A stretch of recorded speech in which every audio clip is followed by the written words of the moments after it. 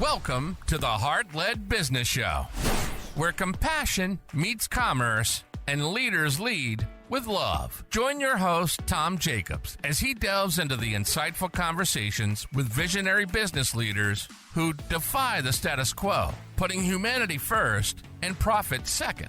From heartfelt strategies to inspiring stories, this podcast is your compass in the world of conscious capitalism. So buckle up and let your heart guide your business journey. Well, welcome back to the Heart-Led Business Show, where we dive deep into the soul of entrepreneurship. Today, we're swinging into the world of wellness with the extraordinary Nathanael Rabbitt, lovingly dubbed Tarzan. As the fearless founder of Conscious Body Recovery, he blends earthly wisdom with modern science for a holistic dash of health.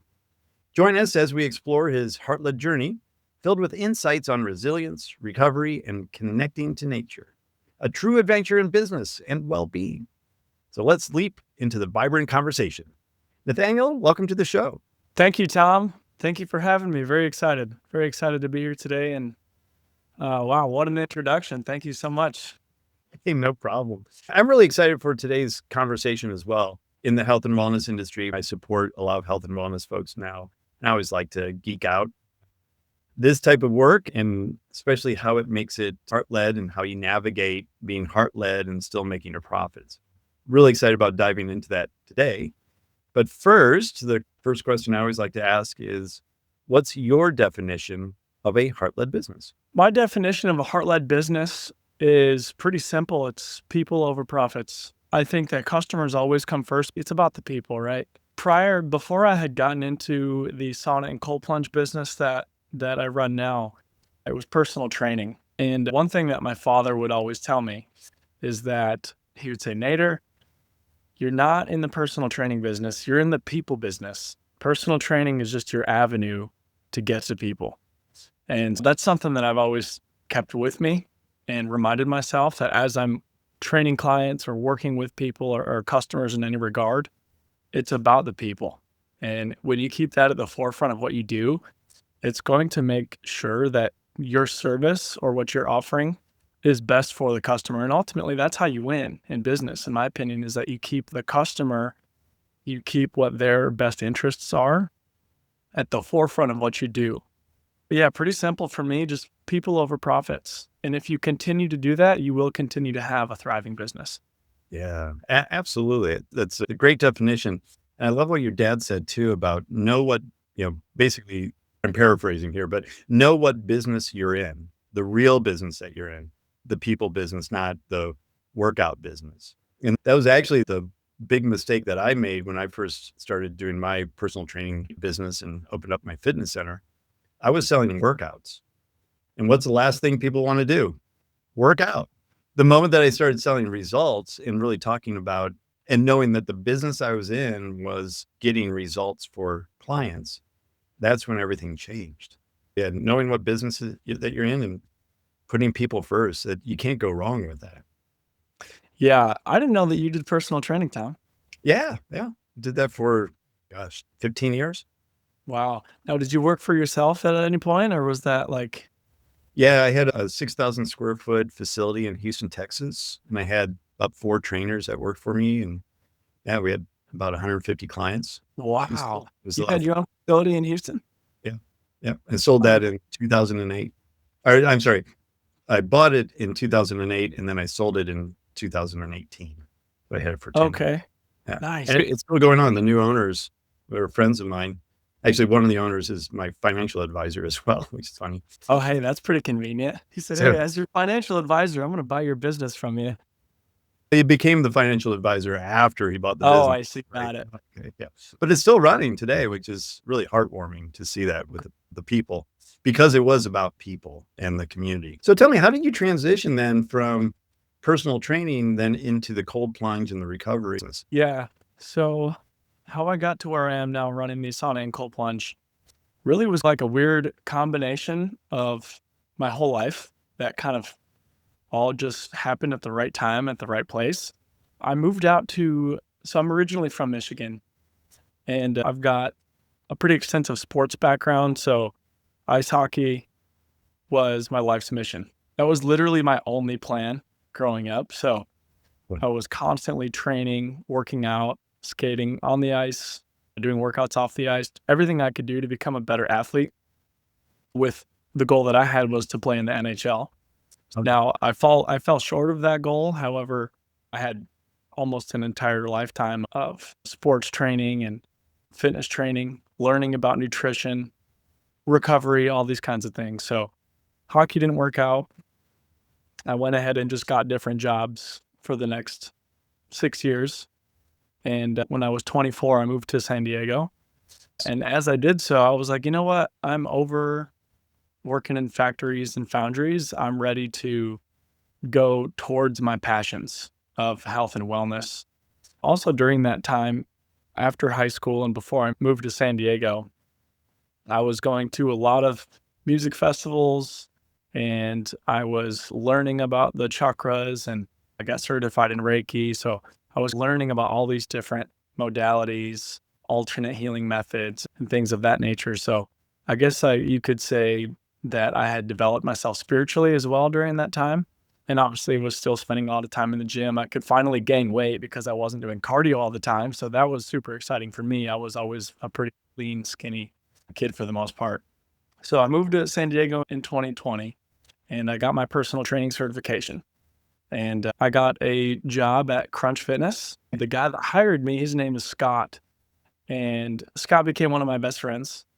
And he had left Crunch Fitness and went to a gym called Self-Made Training Facility, which is where you get to work for yourself. So you pay rent, all the trainers in there, it's a private personal training facility.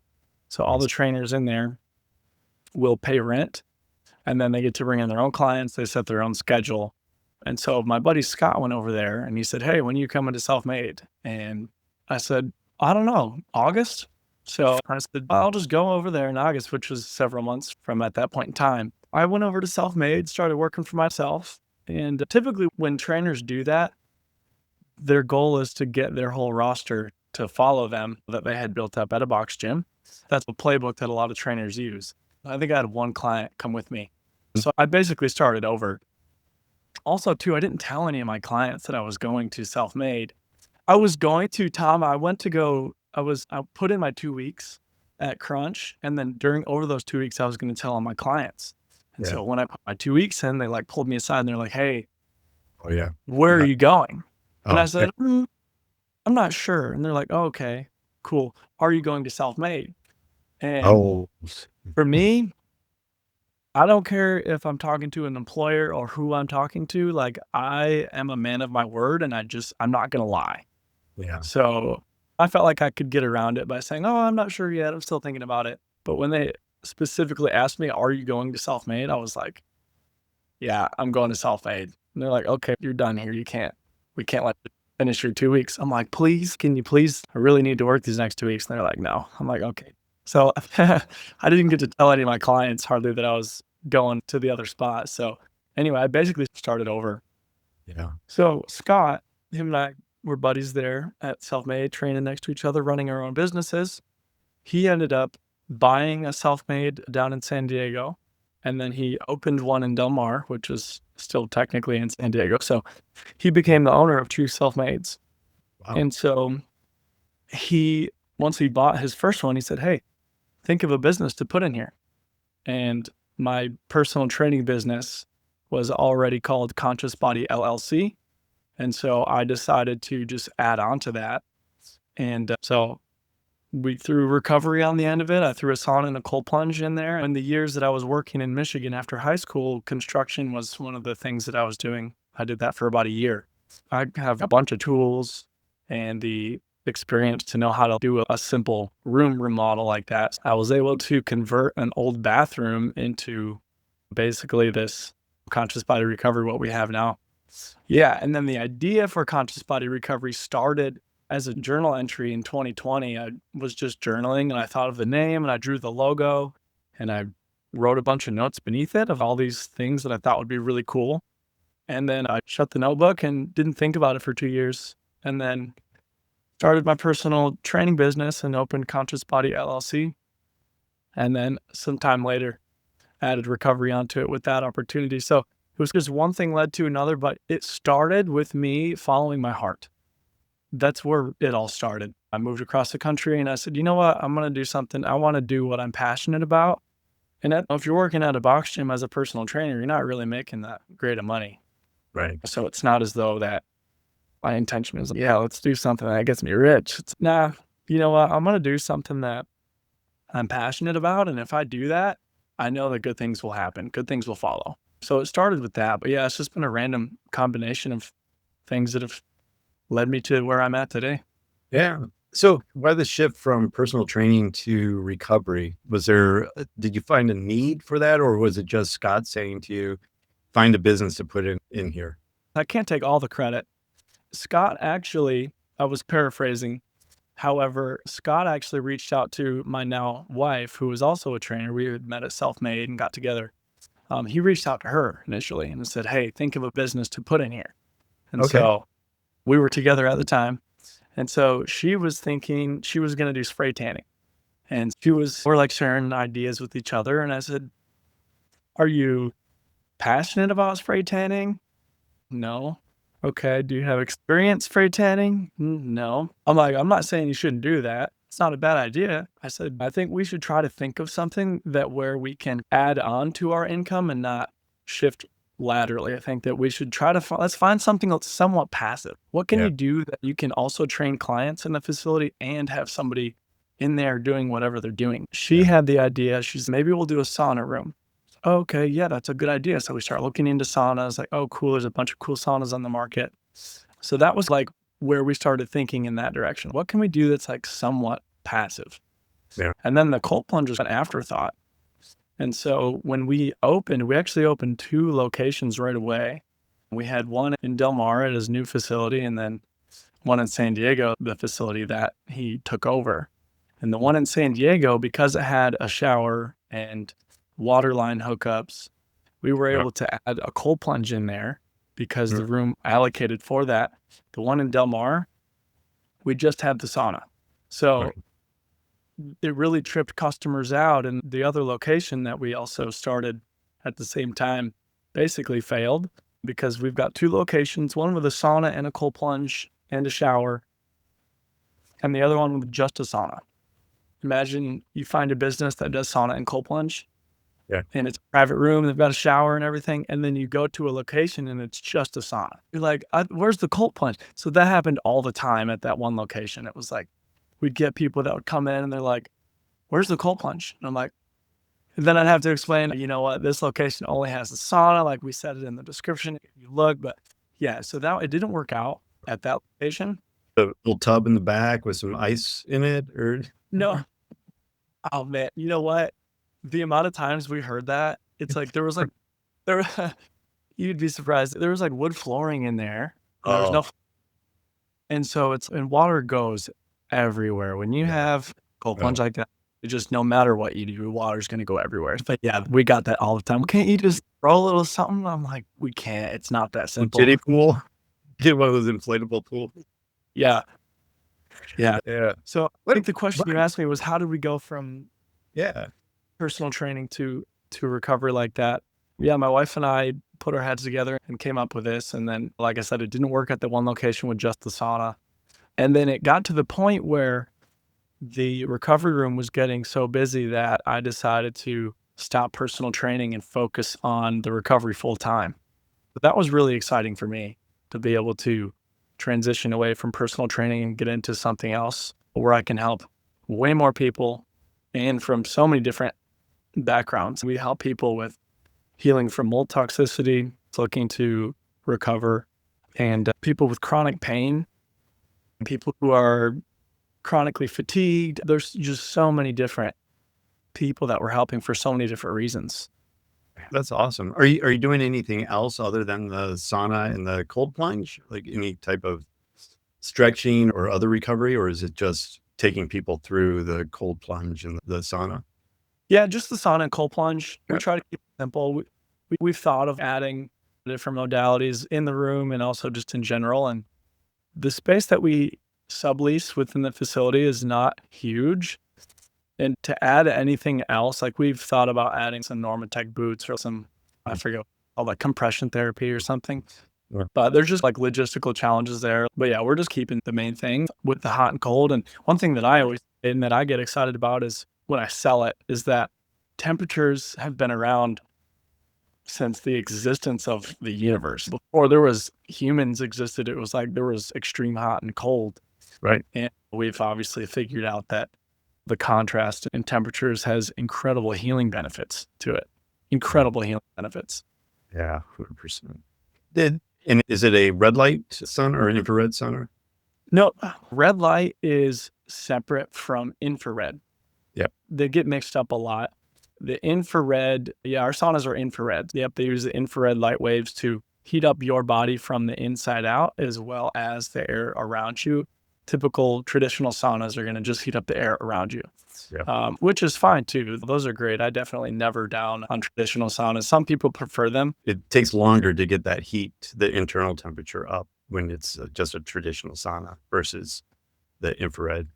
Yeah. And I've been in some saunas with some buddies with that, like they've got the hot rocks and they pour the water on it. Oh, yeah. I feel like it melts my skin off sometimes when they pour that water on there and that heat wave. Yeah, it's like it burns. Yeah, like a good steam. It's crazy. And they just keep dumping it out there. I'm like, dude, I got to get out. A sweat lodge at that point. Yeah, so I like the infrared saunas. I think they're great. To me, in 5 minutes, I'm already soaked. I'm dripping sweat 5 minutes. That's cool. So how do you balance then making a profit and running the business? Because you have to still run a business in order to help people. So doing that and being heart-led at the same time. It's definitely a dance. That's something that I've had to work a lot on within myself, is to hold boundaries with customers. And because naturally I'm very giving, I'm very understanding, and I'm very empathetic. And when people come to me and they want an exception for maybe a policy that we have or like a no-show fee or something like that, like naturally I'm very empathetic. If you make exceptions for everyone, it does make it challenging to stay open. And at the end of the day, if we aren't open, how many people can we really help? And so in a way, you have to look at it like these policies are in place for a reason. And it's not to gouge people or because we're stingy or anything like that. It's literally just to protect the schedule, protect the business so that we can stay open and continue to carry out our mission. But yeah, to be a heart-led business, I think, is to continue listening to customers and hearing them out. I think that I do my best to still give grace when I can or when I feel as though it's appropriate. But then there are times when I have to hold the boundary. And so that's definitely something that was harder early on when I was you can be a great personal trainer and not know a lot about business. Right. And but then as I get into this sauna and cold plunge, it was like just developing more and more. And I knew nothing when I started. Like I didn't know a thing. And so as things developed and my experiences continued to grow and my business knowledge continued to grow, I learned that I had to have those boundaries. Otherwise, people will just walk all over you.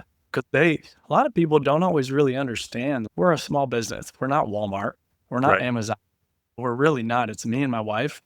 And this is how we put food on the table. And yeah, it's definitely been challenging. However, I'm really proud of myself because I've grown a lot in setting healthy boundaries and still being able to communicate respectfully and give grace when I can. Nice. Now, do you have any stories of certain situations where you had to make a choice between the profit or being heart-led and kind of how you reconcile that within your own brain? Yeah, I think that there was instances where we've got like different options that people can purchase, right? We offer memberships. And so we typically we have a 30-day notice for cancellation. So our memberships are just month to month. And then for cancellation, just a 30-day notice to terminate that. And so I always said to myself, if someone comes to me and it's like right before billing and they say, hey, listen, something happened, like I really cannot pay this next month or what have you. I've always said to myself, like I would give grace to those people. However, if sometimes people will forget that they're on a membership. And so the billing will go through and they'll reach out and say, hey, can I have a refund? And I'm like, listen, to put it plainly, and I wouldn't necessarily say this to the customer, but it's not my fault that you forgot. You signed up for a membership, renews, that's what it does. I said, I'll waive the next 30-day notice or whatever. I won't be billed again.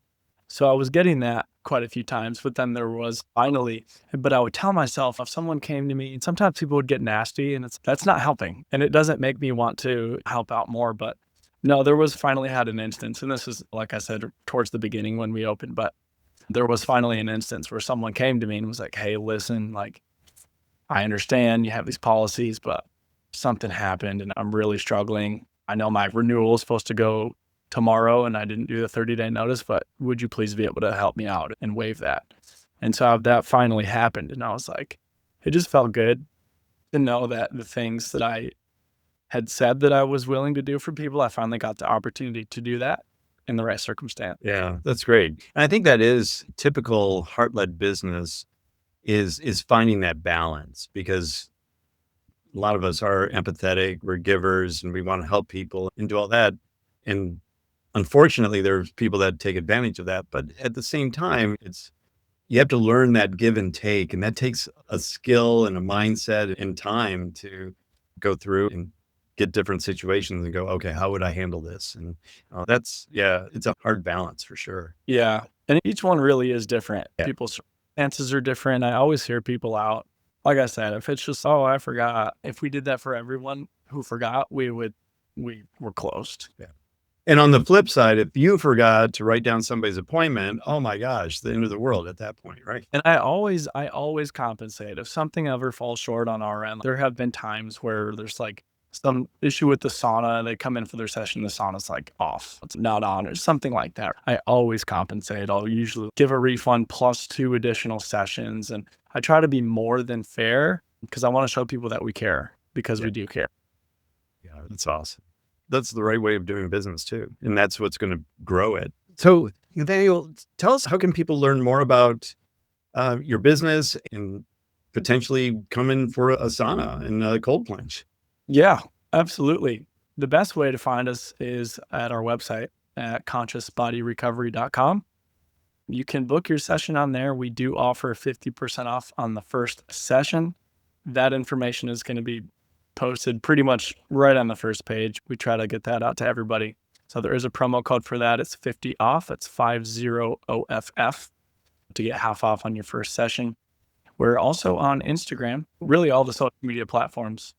Instagram handle is conscious_body_recovery. I think it's the same for TikTok. Facebook, you just type in Conscious Body Recovery. And we're also on YouTube. But yeah, social media is going to be a great way. Our website is a great way as well. And we're in San Diego? So we are in Point Loma. Okay. Point Loma, like Midway District, right off of Sports Arena Boulevard. And then we've got a second location, which we didn't really talk much about today, but we opened our second location back in June of 2025, and that's up in Temecula, up there in wine country. It really is Marietta, but we just say Temecula because people recognize Temecula more than Marietta. But yeah, we've got a second location. We use the same website for both locations, so it's going to be the same landing page. When you go to book a session, you'll be able to choose which location you want to book at. And both of them have cold plunges right now. That's right. Yeah, but yep. Yeah, we fixed that. Yeah, we learned that one. Yeah, both same setup, sauna, cold plunge, shower, fresh towels in every session, and fully private. So you're going to have the room all to yourself every session. Wow, nice. Very cool. Well, Nathaniel, thank you so much for being on the show today and sharing your journey and how you've created your heart-led business. So thank you so much for sharing that today. You're very welcome, Tom. Thank you so much for having me on. And thank you for sending me your book as well. I haven't read it yet. I'll be honest. I have not read the book you sent me, but thank you for sending me that. This is super fun. I really appreciate what you're doing in the community and online. Thanks again, and best of luck with the rest of your business. Awesome. Thank you so much, Tom. And thank you, listeners, for watching the show today. We really do appreciate it.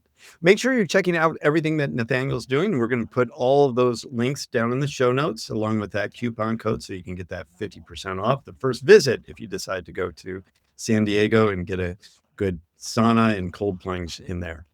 And also, while you're down there in the show notes, if there's a little review button, I'd really appreciate it if you could give us a rating and review. Just helps spread the word about the Heart-Led Business Show and helps other people that might be struggling with their business. It gets a little bit of advice and encouragement to continue on.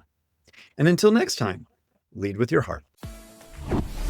You've been listening to the Heart-Led Business Show, hosted by Tom Jacobs.